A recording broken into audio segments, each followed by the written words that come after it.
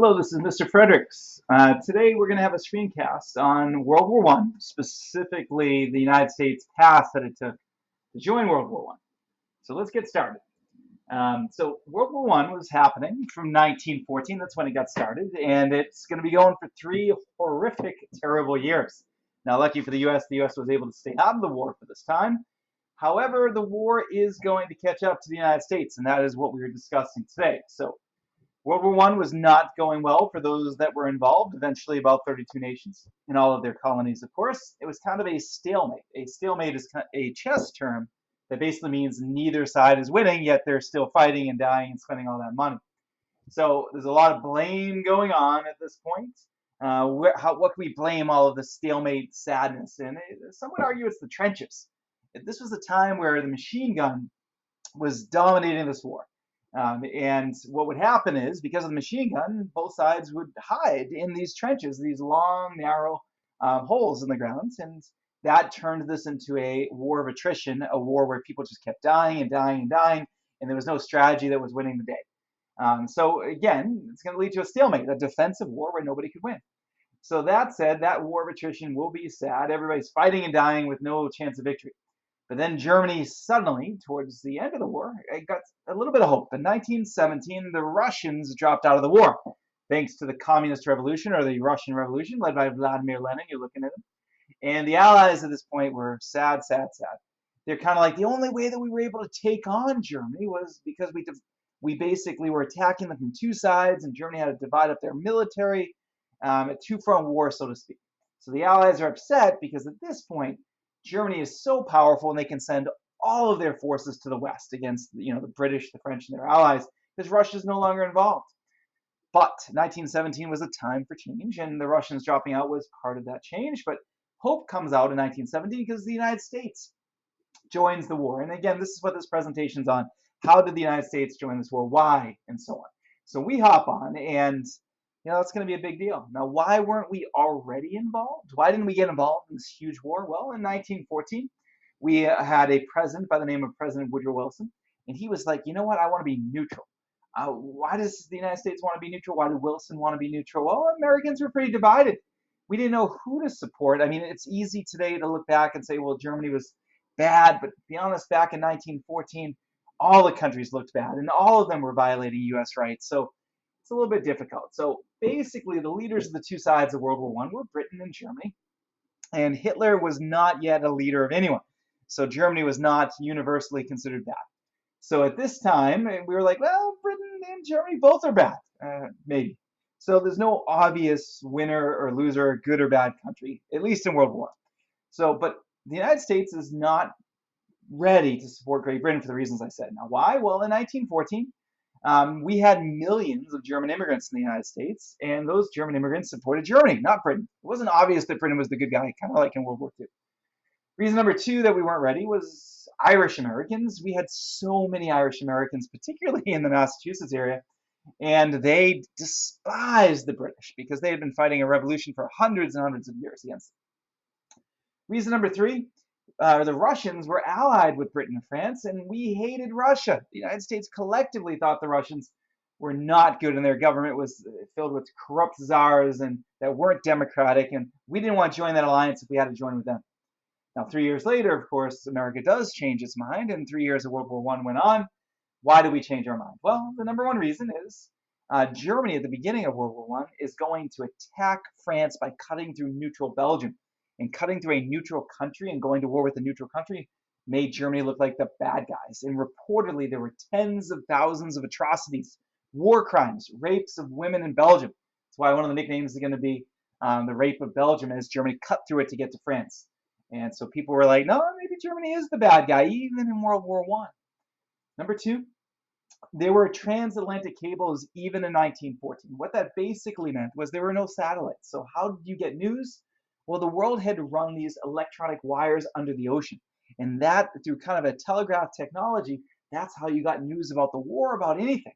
Well, anyway, the transatlantic cables came to the United States from both Germany and Britain.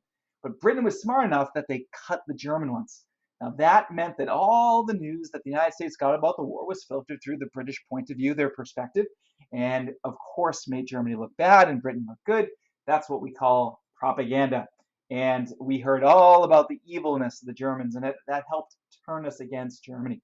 So we specifically heard the emphasis on the rape of Belgium and so on. Now, in reality, probably both sides did some level of atrocities, but Germany certainly, was bad, and that's the information we got.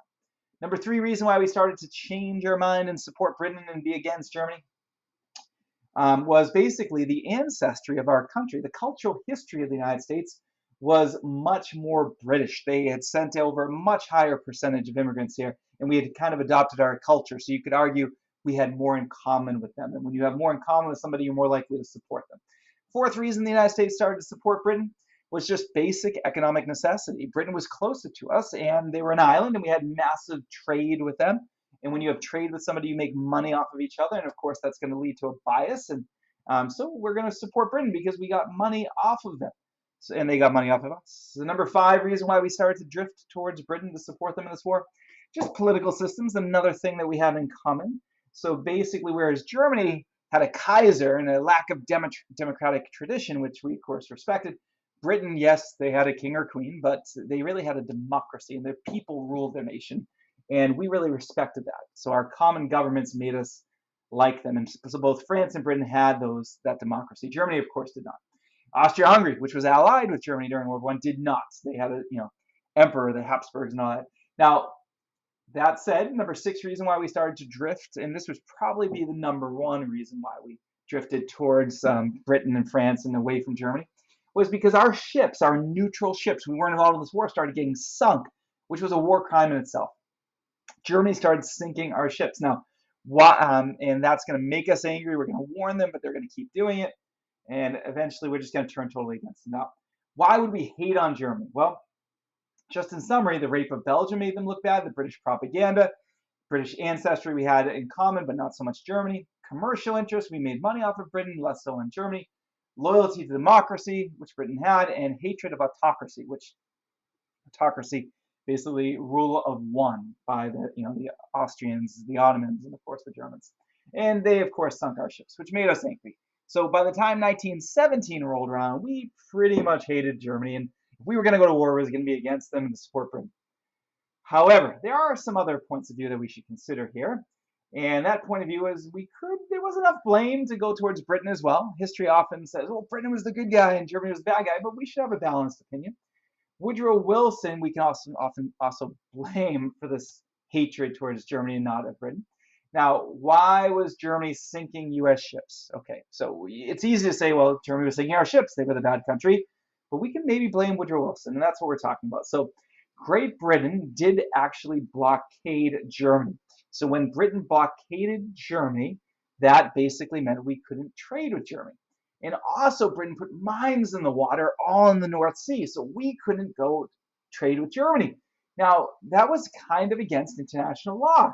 That's not what you're looking at now is basically those where our mines were, which prevented our thousands and thousands of ships from trading with Germany. But we could trade with Britain. So Britain was super successful with trading with us, and Germany couldn't. And that, you could argue, is unfair. We gave an endless amount of war goods and normal goods and commerce groups to Britain to keep them alive during this war, but we couldn't get them to Germany. So you could argue, as a result, German people were starving, 750,000 people dying of famine and malnutrition.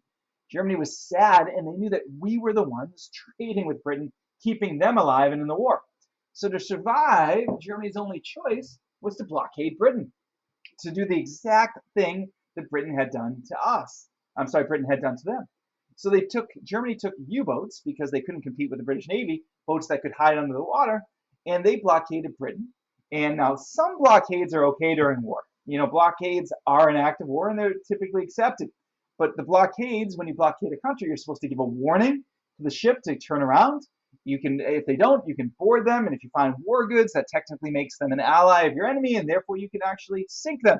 Now, typically these blockades let all the people on that ship get onto a lifeboat, and that lifeboat then they can live when you sink their ship.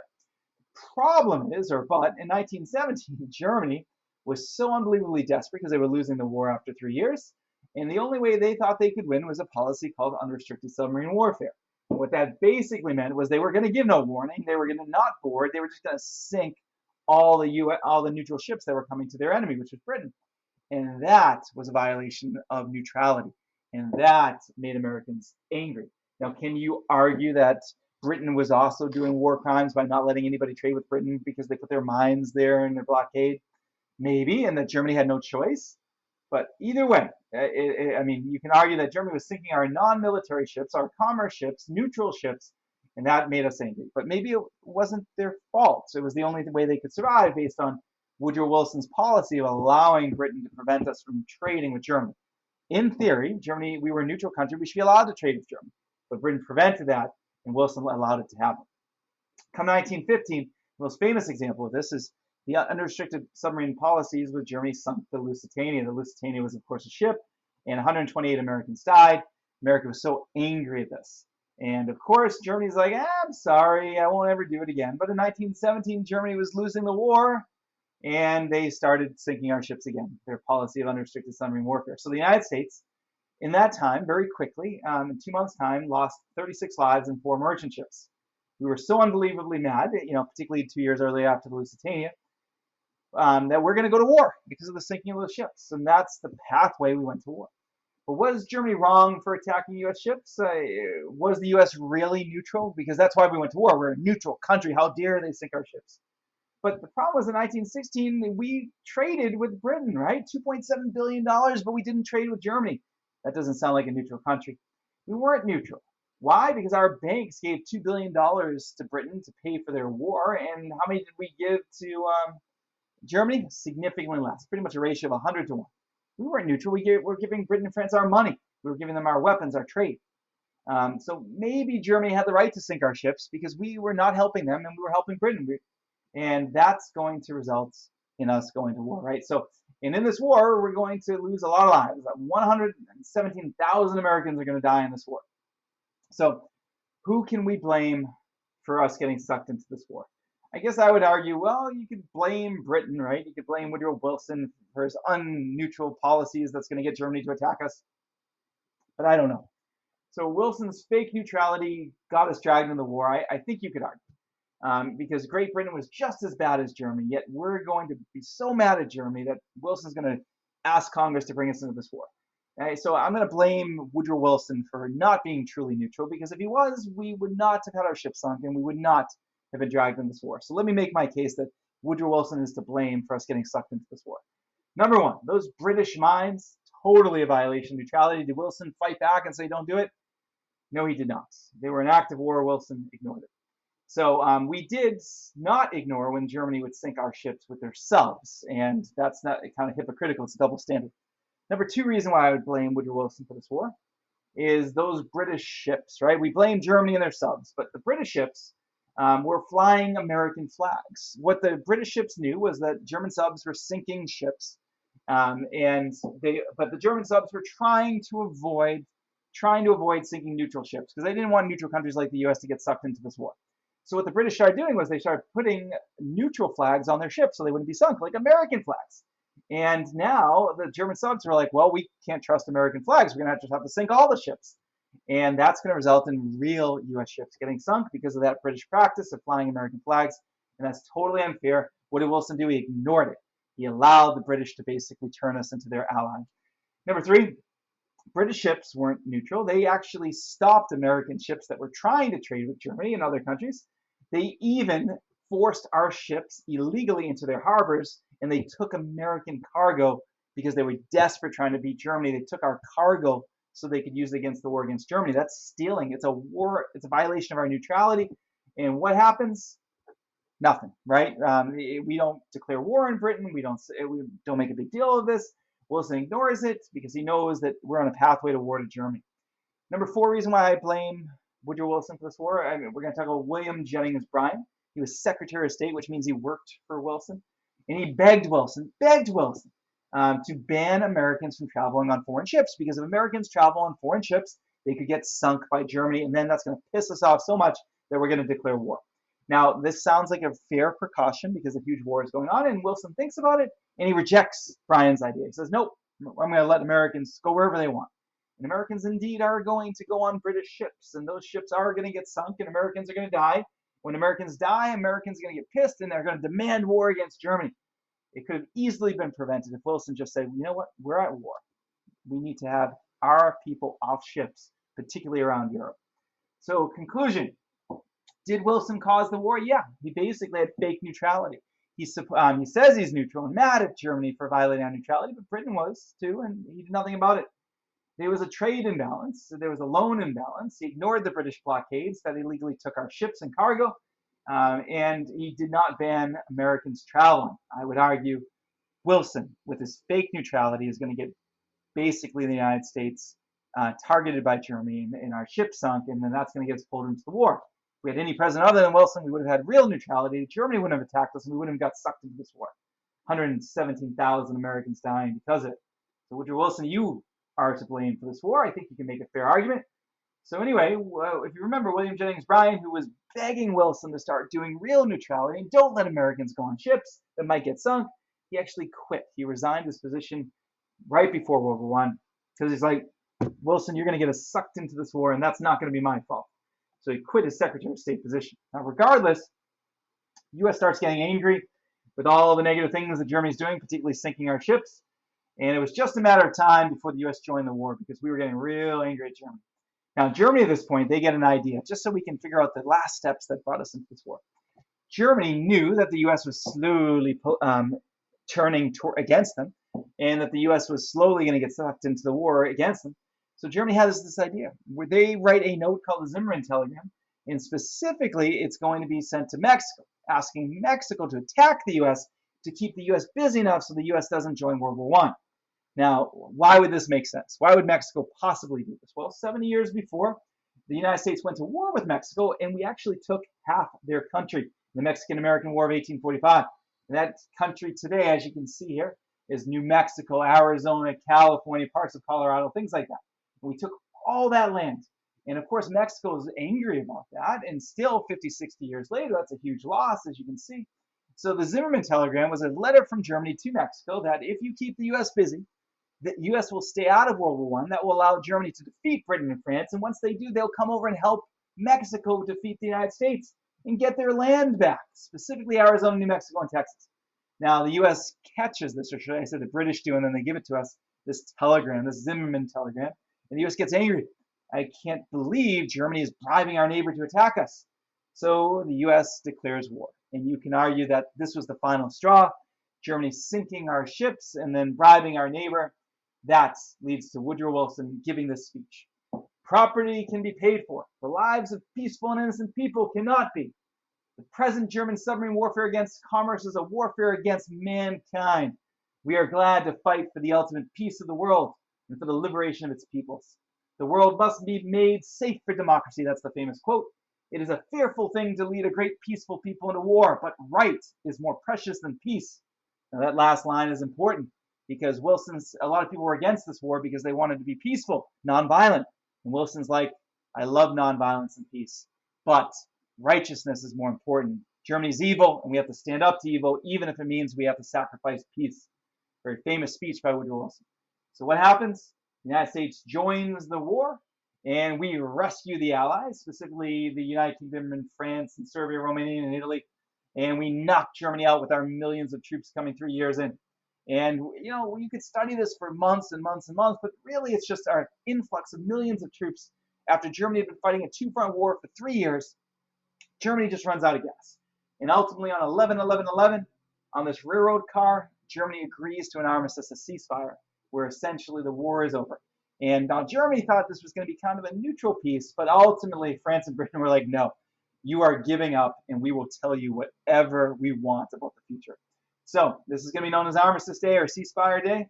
On January 1919, they meet a little while later at a place basically at a place in Versailles it's going to be called the Paris Peace Conference. Now at the Paris Peace Conference, all the countries of the world, minus Germany and Russia and a few others, are going to make the Treaty of Versailles, a plan to make peace forever. And that is going to end World War I.